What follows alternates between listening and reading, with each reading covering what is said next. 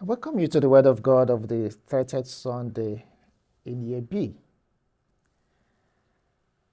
On today's reading, we hear in the Gospel Jesus saying to this man cured of blindness, "Your faith has saved you." The entire readings of today are actually interesting. The first reading from the book of Jeremiah gives hope to the people in exile at a time when they thought God has abandoned them. God is not interested in their cause. God does not listen to their prayers. God has forgotten them. It was at this time in exile that the prophet Jeremiah was raised to give hope to the people, to tell them, "Shout with joy for Jacob." I love the three verbs used to describe this response: proclaim, praise, shout. These are words that express the testimony of what God has done and what God is doing with the people. Mind you, this prophecy was made in exile and yet something to be fulfilled. But even in the promise, in the prophecy, there's already the fulfillment of it, because these are words of God, and God, when He says it, does it. It doesn't matter how long it takes. Of course, this wasn't the expectation of the people. The Lord took the initiative. He had seen the cries, the perils, the woes of His people, and then took it upon Himself to save them from exile. In our society today, there are many things that keep us exiled from one another, from ourselves, from God. The troubles we have, the challenges, the difficulties, the challenge of unemployment, of war, of broken relationships among friends, in the homes, between husband and wife, in the families, lack of peace, abuse of any kind, psychological, emotional, physical, mental, whatever way it may come. But the worst of it is the exile of sin, which keeps us alienated from God and from one another. But it's to all these that God today tells us, "Shout for joy, for I am here to redeem you. I am here to save you. I am here to restore you. I will save them and lead them to freedom," God says. "I will rescue them, the blind, the lame." All these are the beneficiaries of God's promise. Though this is made and meant to happen in the future, it brings joy, it brings hope, it brings happiness. And this promise continues to be fulfilled in the mission of the church, in the mission of God. The ultimate fulfillment of this was the restoration of the people of Israel from Babylon to Jerusalem.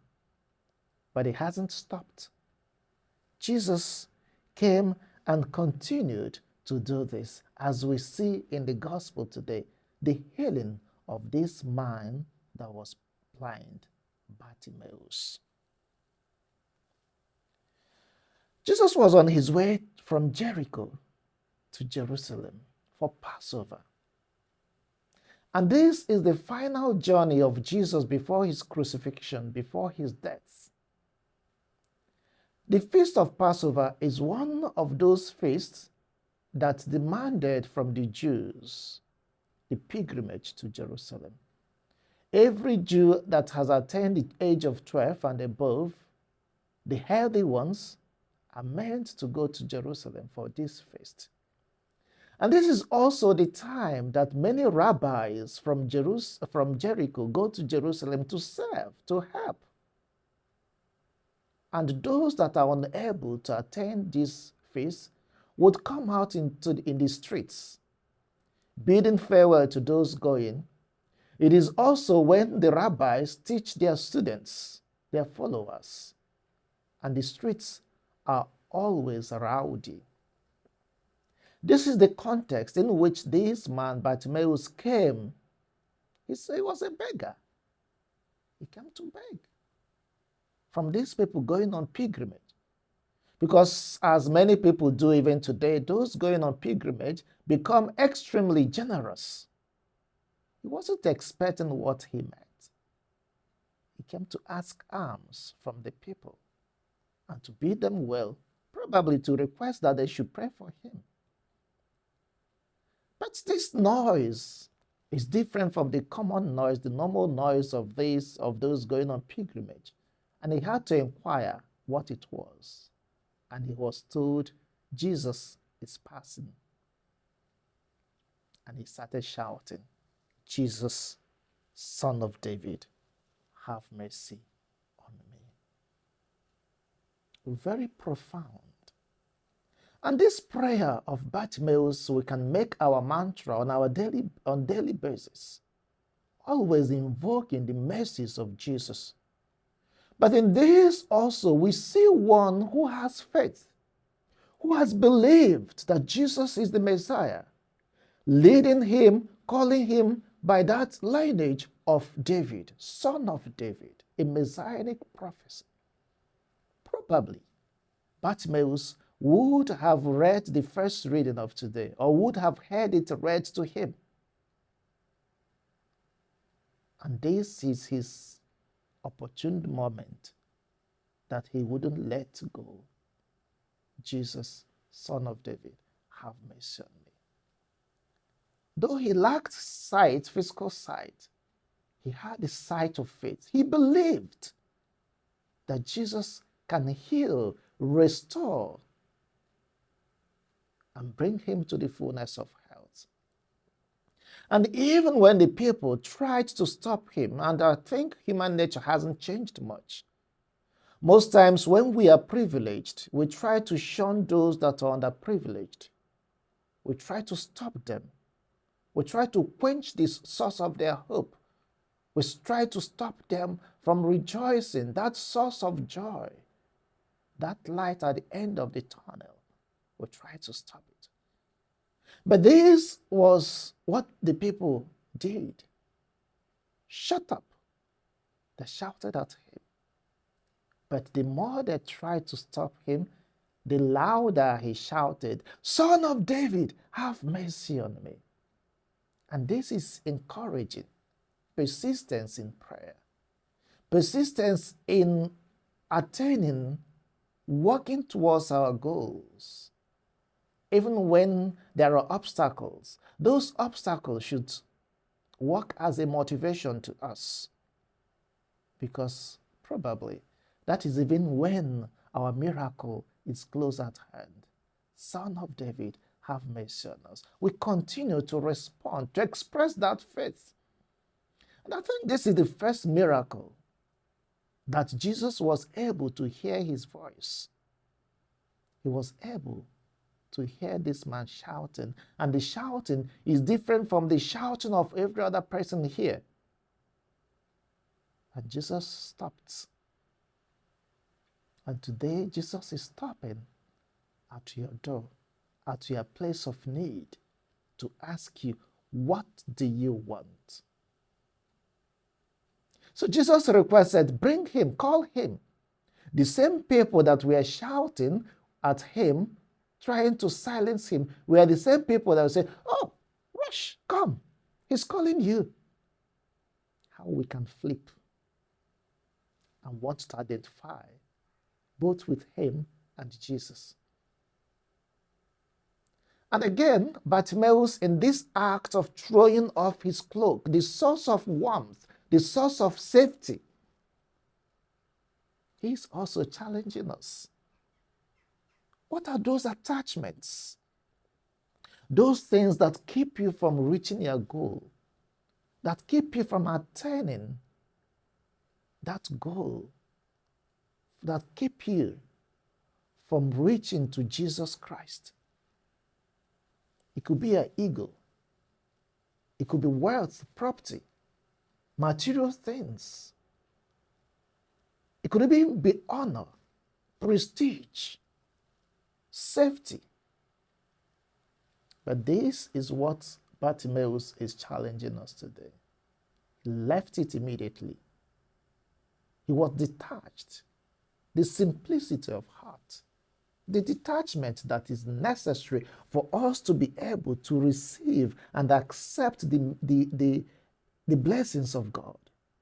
Sometimes when we hold on to this, we keep ourselves from receiving what God is doing.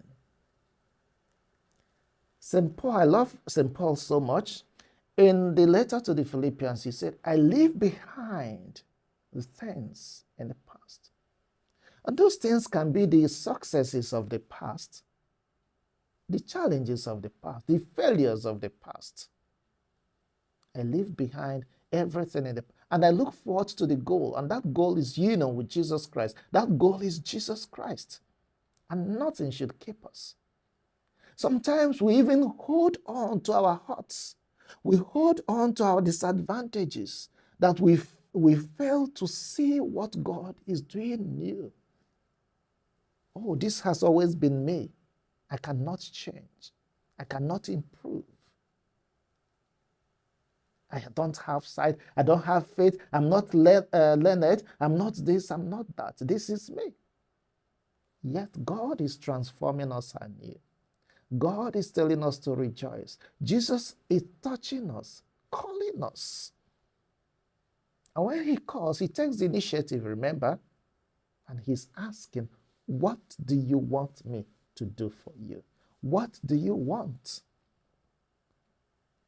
And this is where we see the single-minded answer that Bartimaeus gave. Lord, Master, Rabboni, that I may see. He still called him Rabboni, Rabbi, Master, that I may see.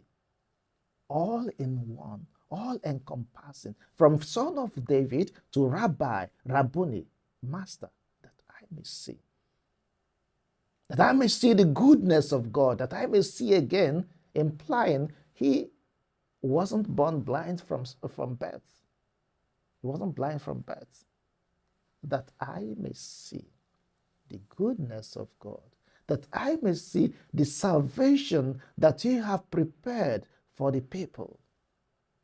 Lord, that I may see. That your life may be a light that guides my path, that I may see the goodness and obey your laws. That is an expression of faith. And that reminds me of the prayer of Solomon, not for wealth, not for honor, not for prestige, not for anything. Wisdom. The wisdom that is necessary to see, to know what to ask of the Lord.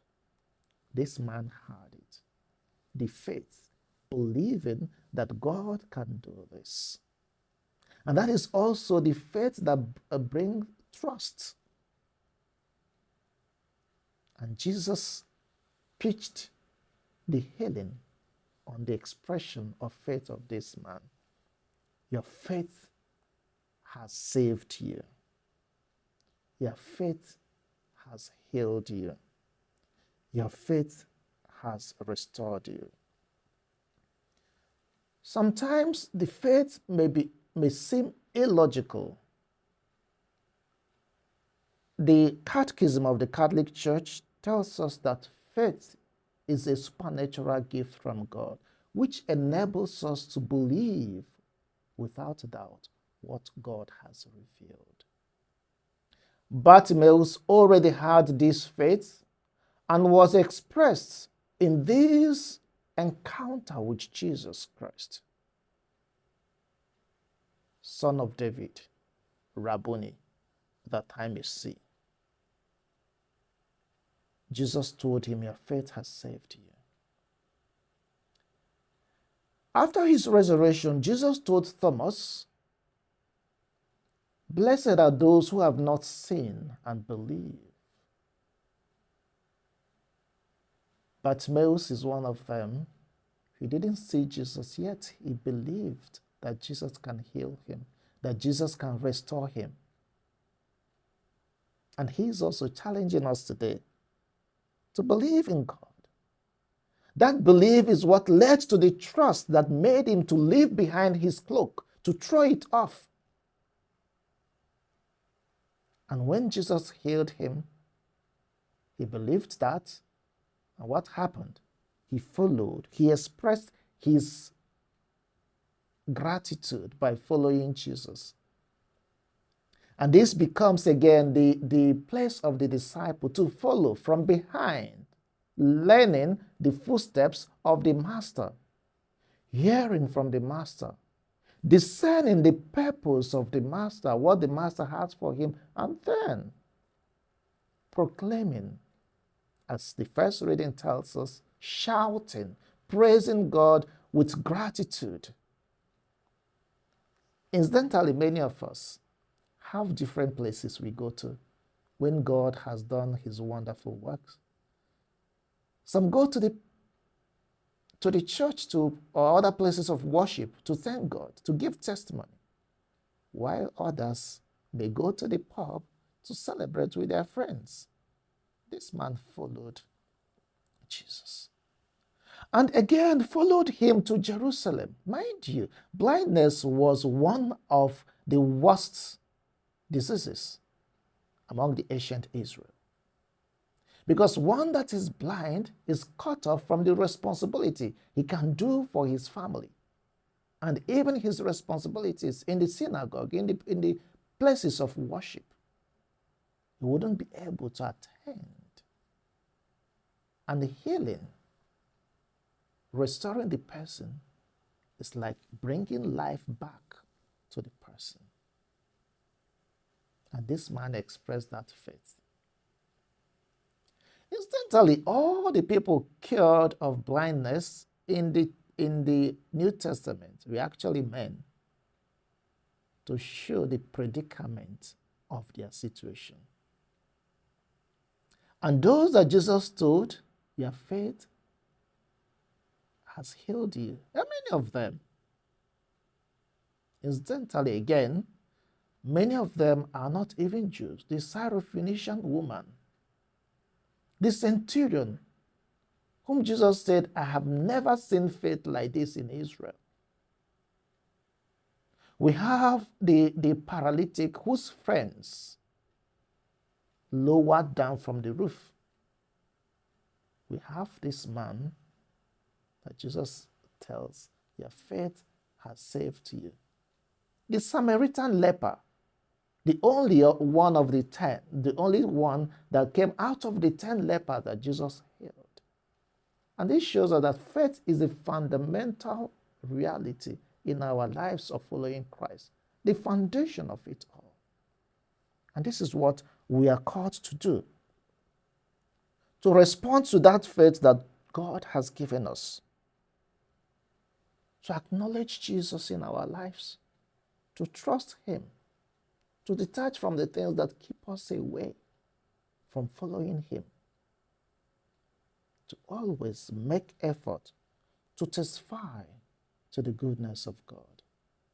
The psalmist today, just like this man, sings, what marvels the Lord has worked for us.